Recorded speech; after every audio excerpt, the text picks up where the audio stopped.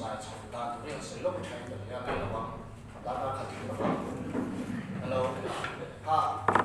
về nào sai một số lo hello ông mua rồi thì lại khát bằng nếu chung chơi cái thảo này đấy bọn khát Damchhan cái lòng sầu na thì đi xem đến môi cái cuộc sinh năng của bác lai số nào cho cái số cái này cái gì sai thì số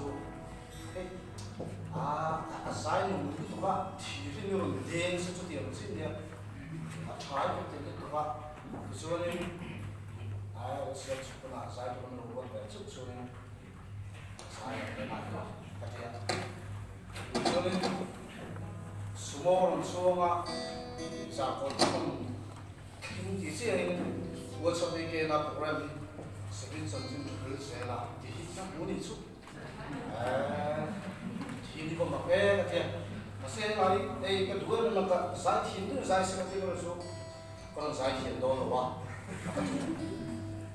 ทุกส่วนที่ชมมาสาเสียกันที่ก็ดูไล่แบบสู้เลี้ยวสุ่มโค้มาฝันโค้สีเราสู้ไล่ก็ดูว่าลันป้ามากันเลยถึงหุ่นส่วนนี้โอ้ลุยที่ปุยนูนไปจูเลยก็ที่ก็จมตลาดก็เราเรียนมากันแล้วเฮ้ยทุกท่านโควิดไวรัสอะไรนั่นเสียว่าคงฟุตเทียมพอดีเราอินเตอร์เน็ตอินเตอร์ดันชุดชุดประเทศทั่วนี้คิดว่าสุดท้ายนี่สุดไวรัสที่ว่าสุดก็ได้ก็จะอาก็ตกเจอเสียงที่ว่าภาษาจะมีก็ภาษาที่นี่ก็จอยส์เนี่ยอะไรสอยสามก็เรื่องสุดมีเนี่ย